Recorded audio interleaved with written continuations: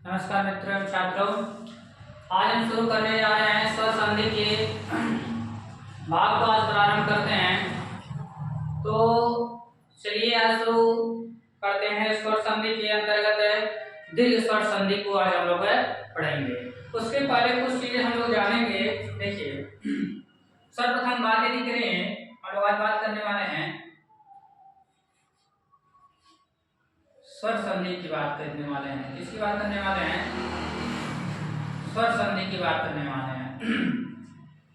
और स्वर संधि में हम लोग आज स्वर संधि के प्रकार कितने होते हैं, स्वर संधि किसे कहते हैं, यानी कि स्वर संधि के बारे में जितना डिटेल हो सकता है उन सभी बातों को हम लोग आज पढ़ेंगे।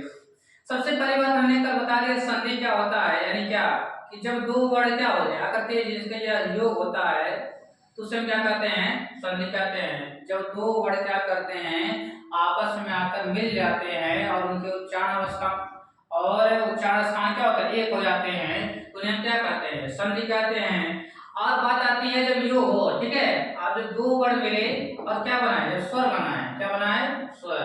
तो इस प्रकार की संधि को हम क्या कहते हैं? स्वर संधि कहते हैं। यानी कि एक ऐसी संधि या एक ऐसा वर्णों का मेल जहां पर स्वर का निर्माण होता है उसे हम क्या कहते हैं? स्वर संधि कहते हैं। क्या कहते हैं? स्वर संधि कहते हैं। अर्थात कि जब दो या दो से अधिक अथवा दो वर्ण मिलकर के एक स्वर वर्ण का निर्माण करते हैं तो उन्हें हम क्या कहते हैं? स्वर संधि कहते हैं।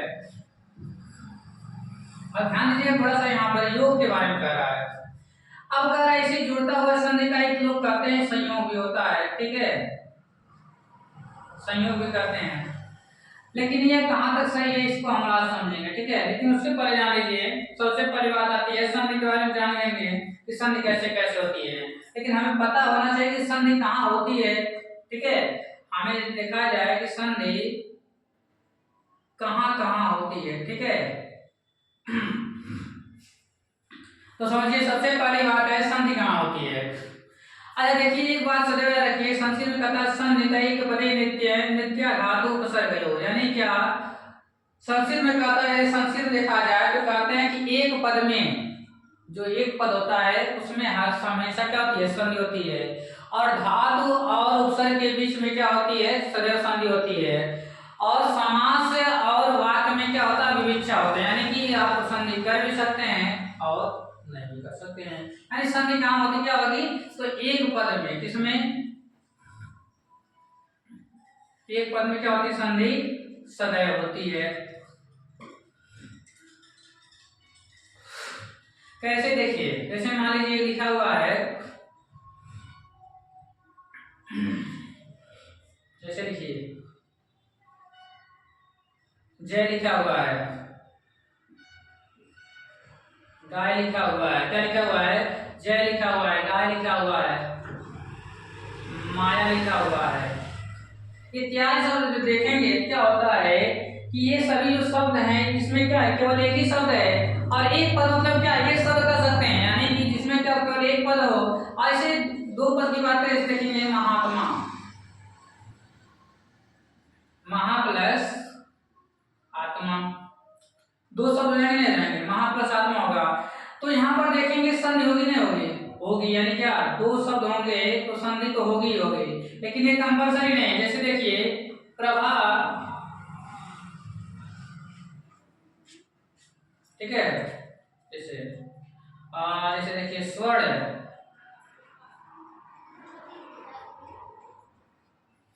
कारी, तो क्या बनेगा? स्वर्ण स्वर्णकारी बन जाएगा। यहाँ पर दो शब्द थे, क्या थे? दो शब्द थे, लेकिन क्या दोनों शब्द में क्या हो गया? संधि हुआ? तो नहीं हुआ। लेकिन यहाँ पर देखेंगे कि एक शब्द में हमेशा क्या होती है? संधि होती है। जैसे जे प्लस क्या बनेगा यहाँ पर? आय, तो क्या बनेगा? जय से क्या बनेगा? जय शब्द बन जाएगा। जैसे यहाँ पर देखेंगे तो यहाँ पर बनेगा क्या? गई प्लस बनेगा। यहाँ पर देखेंगे मुंह प्लस का बनेगा, क्या बनेगा? माया बन जाएगा। कैसे बनना आगे पता चल जाएगा। ये सब क्या है? अयादी संधि के उदाहरण क्या है? अयादी संधि के उदाहरण है। क्या है? अयादी संधि के क्या है? उदाहरण है। अब इसके उसी पश्चात देखेंगे कि यानी कि अब देखिए यानी कि एक शब्द में क्या होती है 100% क्या होगी संधि होगी ही होगी। क्या होगी संधि होगी ही होगी। परंतु एक बात ध्यान दीजिएगा कि एक पद तो होना चाहिए लेकिन वह एक पद क्या होना चाहिए अव्यय नहीं होना चाहिए। क्या नहीं होना चाहिए अव्यय नहीं होना चाहिए। ध्यान पूर्वक ठीक है। यह नियम देखिए 1% है ठीक है। यहाँ पर 99% करिए। अव्यय मतलब क्या देखेंगे कि जैसे मान लीजिए लिखा हुआ यथा, जिसे लिखा है जैसे, जैसे लिखा है धीरे धीरे, धीरे लिखा है, जैसे लिखा है तेज। यह सभी जो शब्द हैं जो कई बदलते हैं। ऐसे देखिए अव्यय क्या होता है इसमें समझेंगे आगे चल करके कि ऐसे शब्द जिनका रूप कोई बदलता नहीं है, चाहे पुल्लिंग के अनुसार, कारक के अनुसार, वचन के अनुसार, किसी भी तेज के अनुसार है, यानी कि विकारक लिंग वचन क्रिया काल कारक है ठीक है। लिंग वचन काल कारक पुरुष, इन 5 के अकॉर्डिंग ये सभी शब्द बदलते नहीं है। जैसे देखेंगे कि जैसे यदि राम, जैसे कि राम एक लड़का है, जैसे कि सीता एक लड़की है, तो लिंग चेंज नहीं हुआ लेकिन जैसे बदला नहीं बदला। राम धीरे धीरे चलता है, सीता धीरे धीरे चलती है, तो क्या धीरे धीरे शब्द बदला नहीं बदला। उसी प्रकार से राम तेज चलता है, सीता तेज चलती है, तो तेज शब्द बदला नहीं बदला। ऐसे शब्द इन्हें क्या कहते हैं अव्यय कहते हैं। यानी ऐसे शब्द कई बदलते नहीं है उन्हें अव्यय कहते हैं। तो ऐसे शब्दों की संधि क्या होती है नहीं होती है। क्या होती है नहीं होती है। यानी कि हम समझ गए संधि कहाँ करेंगे एक पद जहां होगा और खास अव्यय को छोड़ करके वहां पर सदैव क्या होगी ऑलवेज क्या होगी संधि होगी होगी। लेकिन 2 शब्द है तो वहां पर क्या होगा आपका संधि हो भी सकता है और नहीं भी हो सकता है। बहुत सारे ऐसे उदाहरण मिलेंगे आपको जहां पर छोड़ गया। देखिए जहां पर आपको 2 शब्द रहेंगे संधि होगी भी और नहीं भी होगी। जैसे देखिए यहाँ पर हो गया जैसे देखिए एक शब्द है महाप्लसात्मक हो गया। जैसे देखिए कवि, इस दोनों अलग शब्द हैं, क्या बन जाएगा कवि बन जाएगा। तो ध्यान दीजिएगा कि कवि में देखेंगे 2 शब्द थे और 2 शब्दों में क्या होती है संधि होती है। यानी कि देखिए कंपलसरी किसमें है कि एक पद रहेगा और अव्यय को छोड़कर ऐसे सभी शब्द जिसमें केवल एक पद होता है वहां पर संधि क्या होती है हमेशा के लिए होती है। लेकिन जो 2 शब्द होते हैं यानी ऐसे शब्द जिसमें 2 पद हों वहां पर संधि हो भी सकती है और नहीं भी हो सकती है। आगे बहुत सारे आपको उदाहरण मिलेंगे जहां पर इन बातों को और विस्तृत रूप में हम लोग समझने वाले हैं। आइए समझते हैं कि संधि के बारे में और जानकारी कि देखिए ध्यान से कि लोग कहते हैं कि संधि में क्या होता है कि केवल वर्ड को मान्य रखता है। क्या होता है केवल वर्ड का क्या रहता है मात्रा रहता है। क्या रहता है मात्रा रहता है। लेकिन यह तो है ही है लेकिन यह पूरी तरह से क्या है सही नहीं है। क्योंकि देखिए वर्ड मिलते तो मिलते हैं लेकिन ध्यान दीजिए शब्द का भी महत्व होता है। देखिए अब कोई कह दे कि सब समाज में देखिए कि जोड़ना है और हम चूंकि जानते हैं अ और क्या मिलेगा ई मिलेगा और ई मिलकर क्या बनता है ए बनता है। इस अकॉर्डिंग ये सब बने क्या बनेगा सामाजिक बनेगा। क्या बनेगा सामाजिक बनेगा। और यदि हम इस बात को देखें कि वर्डों के मेल को हम क्या कहते हैं संधि कहते हैं, तो यहाँ पर संधि कर देंगे तो ये क्या है सब सही होगा नहीं सही होगा। जैसे देखिए दिन प्लस एक अब करेंगे यहाँ पर और ही हो गया। क्या बनेगा दिनेक बनेगा। क्या बनेगा दिनेक बनेगा। तो बताइए क्या ये सब सही है नहीं सही है। और सही क्यों नहीं देखिए यहाँ पर और ही मिला दिए वर्डों को मेल करते हैं नियम के अनुसार ही होना चाहिए। लेकिन क्या यहाँ पर संधि होगी नहीं होगी। सीधी सीधी बात है संधि यहाँ पर नहीं होगी। यानी कि वर्ड का महत्ता तो है ठीक है मिलता तो बन जाता है लेकिन वर्ड के मेल के जो माने यानी कि वर्ड मिल करके जब एक नया शब्द बनाए यह कोई सार्थक हो यह कोई आवश्यक नहीं है। यानी क्या कहना चाहता हूं मैं कि जब 2 वर्ड मिले और 2 वर्ड मिलने के बाद एक नया वर्ड बने और उससे नए वर्ड के द्वारा एक नया शब्द बन जाता है तो वह शब्द सदैव सार्थक ही हो यह कोई मायने नहीं रखता है। हाँ इस बात ये परम आवश्यक जान लेनी है कि जब भी यह होगा जिस क्रिया में यानी कि यदि सार्थक शब्द में बन रहे हैं तो वहां पर संधि के नियम क्या हो जाएंगे फ्लॉप हो जाएंगे। वहां पर संधि माने ही नहीं जाएगी। यानी कि संधि वही मानी जाएगी जहां पर शब्दों के तारतम्य, शब्दों का जो तारतम्य है, जो अर्थ है, जो भावार्थ है, वह क्या होना चाहिए, स्पष्ट होना चाहिए, वहीं पर हम संधि करते हैं। अर्थात है इस संधि में भी क्या होता है, शब्द तथा अर्थ का भी क्या होता है, महत्व होता है। लेकिन जो कुछ विद्वान कहते हैं ठीक है, अच्छी बात है, कहना चाहिए, लेकिन वर्ड का महत्व है, लेकिन शब्द की अधिक से अधिक महत्व होता है। इस बात को ध्यान पूरे समझिएगा। अब आगे चलिए देखते हैं कि स्वर संधि के बारे में थोड़ा बहुत और आगे जान चलते हैं। लेकिन देखिए यहाँ पर दो शब्द है पहले। अब बात आती है यहाँ की, देखिए यहाँ पर संधि नहीं हुई है, यदि यहाँ पर संधि नहीं हुई तो क्या हुआ है, यहाँ पर होता है संयोग। क्या होता है, क्या होता है, संयोग होता है। क्या होता है, संयोग होता है। बात आती है कि संयोग क्या होता है, ध्यान समझिएगा कि संयोग किसे कहते हैं और संधि किसे कहते हैं। ये दोनों ही शब्द क्या है, एक दूसरे के पूरक शब्द हैं, यानी कि पूरक नहीं कहेंगे, थोड़े से अलग है, डिफरेंट में अंतर है, ठीक है, उसको समझते हैं। देखिए पहली बात, एक बात सदैव याद रखिए, जैसे देखिए यहाँ पर देखेंगे यदि शब्द की संरचना देखिए कुछ इस प्रकार से होती है। शुरुआती दौर में क्या रहता है, उपसर्ग होता है। क्या होता है, उपसर्ग होता है, और फिर बीच में क्या होता है, मूल शब्द होता है, पीछे क्या होता है, प्रत्यय होता है। ध्यान दीजिएगा उपसर्ग और मूल शब्द में, ध्यान दीजिएगा कि उपसर्ग और मूल शब्द में जो होता है वह आपका संधि संयोग और दोनों ध्यान देना है, ठीक है। तो देखिए जैसे मान लीजिए लिखा हुआ है कि बी प्लस देश, तो मूल शब्द देश हो गया और भी क्या हो गया, उपसर्ग हो गया, तो विदेश शब्द बन गया। लेकिन यहाँ पर क्या है, संयोग है। क्या हुआ है, संयोग हो गया है। लेकिन जैसे मान लीजिए सु प्लस आगत, क्या हो गया, सु प्लस आगत क्या बन जाएगा, स्वागत बन जाएगा। तो यहाँ पर क्या हो गई, संधि हो गई। तो याद रखिएगा कि उपसर्ग और मूल शब्द के बीच क्या होता है, जो संधि होती है वह 99% होती है, यानी अधिक केस में क्या होता है, अधिकतर देखा जाएगा तो उपसर्ग और मूल शब्द के बीच संधि ही होगी, संयोग जल्दी होता नहीं है। लेकिन इसका जस्ट अपोजिट है कि शब्द और प्रत्यय के बीच में क्या होता है, संयोग होता है, संधि 1% होती है। या कितना होता है, 99% होता है। कैसे समझिए थोड़ा बहुत, जैसे देखिए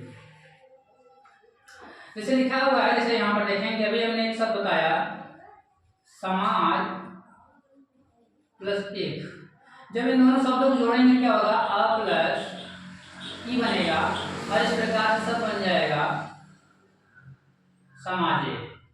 यहाँ पर क्या होगी, हम कहेंगे क्या, संधि।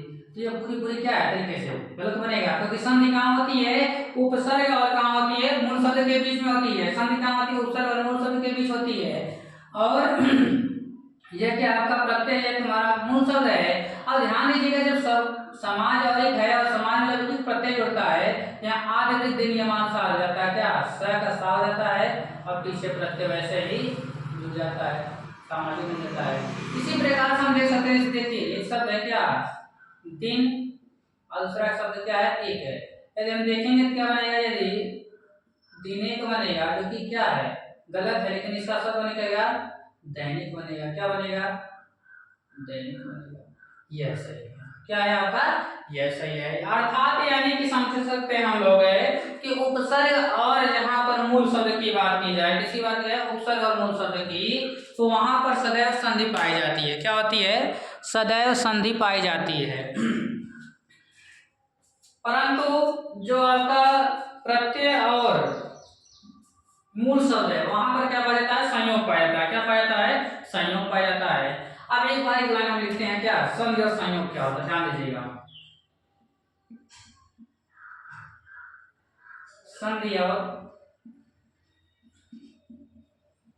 संयोग, संधि में क्या होता है, परिवर्तन हो जाता है। क्या होता है, संधि में क्या होता है, परिवर्तन होता है, और यहाँ पर अपरिवर्तन, यानी क्या, यहाँ पर परिवर्तन नहीं होता है। इसलिए देखेंगे अ प्लस अ मिलेगा क्या होगा, इस देखिए यहाँ पर अ और ई मिलेगा क्या बनेगा, ए बन गया। लेकिन यहाँ पर क्या हुआ है, देखिए ई भी बचा रहा, अ और दोनों बचा रहा है। अ भले क्या नाम इसमें आ हो गया, और यहाँ पर ई क्या हो गया, ई जो देखिए मिला हुआ है, ई क्या है, यहाँ पर ई लगा हुआ है, और आ का क्या हो गया, यहाँ पर आ जुड़ गया है, तो सा बन गया है। यानी कि संधि क्या होता है, आपका परिवर्तन इसमें होता है, और संयोग क्या होता है, इसमें क्या होता है, अपरिवर्तन, यानी क्या परिवर्तन नहीं होता है।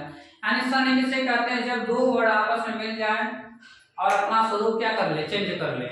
जब दो वर्ड आपस में मिल करके अपना स्वरूप चेंज कर लेते हैं उससे हम क्या कहते हैं, संधि कहते हैं। और जब दो वर्ड आपस में मिले तो लेकिन अपना स्वरूप चेंज ना करे, अपना स्वरूप बदले ना, उसे हम क्या कहते हैं, संयोग कहते हैं। जैसे स्वर्ण प्लस का, चांद प्लस आर, दिन प्लस एक दैनिक, शरीर प्लस एक शारीरिक, मनस प्लस एक मानसिक, देह प्लस एक दैविक, देव प्लस एक दैविक, सुंदर प्लस यह सौंदर्य, ये सब जो सब बन है क्या हो रहा है, यहाँ पर संयोग हो रहा है। क्यों? क्योंकि यहाँ पर जितने भी सब पीछे जुड़ रहे हैं वह सभी वैसे के वैसे रहते हैं, परिवर्तित नहीं हो रहे हैं। अतः हम कह सकते हैं क्या कि संधि क्या होता है, जहाँ दो वर्ड मिलते हैं और अपना स्वरूप क्या कर लेते हैं, चेंज कर लेते हैं, उससे हम क्या कहते हैं, संधि कहते हैं। और जहाँ पर दो वर्ड मिले तो परंतु वहां पर क्या हो, संयोग हो, अर्थात क्या दोनों वर्ड में परिवर्तन ना होकर के क्या जाए, केवल मिल जाए, ठीक है, उसे कहते हैं हम संयोग कहते हैं। जैसे एक एग्जांपल, रियल लाइफ एग्जांपल देखा जाए तो मान लीजिए चीनी और जो दूध मिल रहा है, चीनी और जो दूध मिल रहा है तो आपका क्या है, वह पूरी तरह से क्या है, संधि हो गई है। लेकिन चीनी और पत्थर मिल रहा है तो वह आपका क्या है, संयोग है। क्या है, संयोग है। तो आशा करते हैं संधि और संयोग के बारे में आपको यह डाउट जो होगा वह क्लियर हो गया होगा। आज तक हमने आज दो तीन बातों को महत्वपूर्ण बातें समझा। पहला कि संधि कहाँ पर होनी चाहिए, तो हमने बताया कि एक पद में सदैव ही संधि होती है, लेकिन अव्यय शब्दों को छोड़ करके। दो पद में संधि हो भी सकती है और नहीं भी हो सकती है। लेकिन अधिकांश केस में क्या होता है, ऐसी स्थितियों में कि दो शब्दों में संधि पाई जाती है, ठीक है। अब देखते हैं उसके बाद है कि संधि उपसर्ग और मूल शब्द है, यानी शब्द संरचना कैसे हुई है, उपसर्ग के बाद, उपसर्ग के बाद मूल शब्द, मूल शब्द के बाद प्रत्यय क्या हुआ है। जहां पर उपसर्ग और मूल शब्द क्या होते हैं, दोनों के बीच में क्या होती है, संधि 100% तो नहीं होती है कि 99% तक होती है, और शब्द और प्रत्यय के बीच संयोग 99% होता है, संधि नहीं होती। इतनी बात आपको स्मरण हो गई होगी। अब आगे चलते हैं स्वर संधि के बारे में, आगे चलते हैं तो देखिए अब यहाँ पे हम स्वर संधि के बारे में चालू करते हैं। अब हम लोग पढ़ेंगे क्या, स्वर संधि के बारे में पढ़ते हैं। अब हम लोग का चालू करने जा रहे हैं क्या, स्वर संधि चालू करने जा रहे हैं। अब देखिए स्वर संधि किसे कहते हैं, तो दो वर्डों का जब मेल हो और किस वर्ड का निर्माण हो, स्वर वर्ड का निर्माण हो, तो ऐसी संधि का नाम क्या कहते हैं, स्वर संधि कहते हैं। यानी एक ऐसी संधि जिसमें वर्ण का योग होने के पश्चात जो वर्ण बने वह स्वर वर्ण प्राप्त होता है, उसे हम क्या कहते हैं, स्वर संधि कहते हैं। जैसे मान लीजिए, यानी क्या, देखिए होता नहीं है कि एक यहाँ पर रहेगा और एक यहाँ पर रहेगा, तो यहाँ पर जो आपका पूर्व पद है और यहाँ पर क्या आपका जो उत्तर पद है, इसमें क्या होना चाहिए, यहाँ पर भी क्या होना चाहिए, स्वर होना चाहिए, और यहाँ भी क्या होना चाहिए, स्वर होना चाहिए। अब जो दोनों स्वर जब मिलेंगे क्या होता है, आपका स्वर बन जाता है। तो इस प्रक्रिया को क्या कहते हैं, हम स्वर संधि कहते हैं।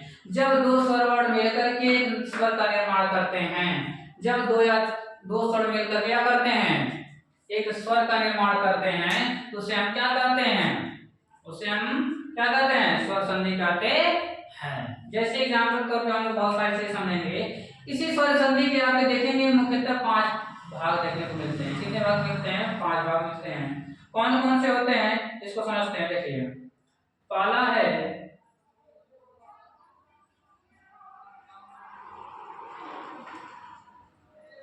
दीर्घ संधि, पहला क्या है, दीर्घ संधि है। दूसरा देखेंगे आपका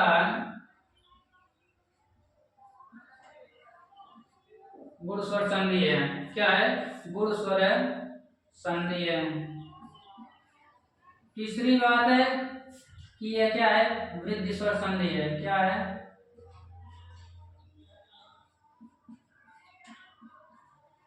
वृद्धि स्वर संधि है। चौथा देखेंगे तो आपका क्या हो जाएगा, यण स्वर संधि हो जाएगा। क्या हो जाएगा, यण स्वर संधि हो जाएगा। और जो लास्ट है वह क्या है, अयादि स्वर संधि। क्या है, अयादि स्वर संधि, जो अयादि स्वर संधि है। अब जो संस्कृत में लिखने होते हैं पद रूप संधि और पूर्व रूप संधि देखने को मिल जाते हैं। तो आपके लिए क्या हो गए, जो ये 5 मिले हैं आपको, क्या देखिएगा स्वर संधि कितने प्रकार के हो गए, 5 प्रकार के। कौन कौन से दीर्घ स्वर संधि, गुण स्वर संधि, वृद्धि स्वर संधि और यण स्वर संधि और क्या लास्ट क्या है अयाज स्वर संधि है। यानी स्वर संधि कितने प्रकार के हैं 5 प्रकार के हो गए हैं। अब एक एक करके हमें सारे संधि के बारे में पढ़ना है। तो यह तो हमने पढ़ लिया, तो आज हम कक्षा बस इतना थोड़ा सा ही पढ़ाएंगे। अब अगली जो कक्षा होगी वहां पर हम शुरू करेंगे क्या दीर्घ स्वर संधि के बारे में जितनी भी जानकारियां होंगी, दीर्घ स्वर संधि से नियमित जितने भी नियम कानून होंगे, जितने भी उदाहरण होंगे, उन सभी के बारे में चर्चा अवश्य करेंगे। आज के लिए बस इतना ही। तो आज हमने थोड़ा बहुत कॉन्सेप्ट छोटा छोटा था उसको हमने क्लियर कर दिया है, आगे जो होगा उसको हम देखते चले जाएंगे। ठीक, आज के लिए बस इतना ही, धन्यवाद।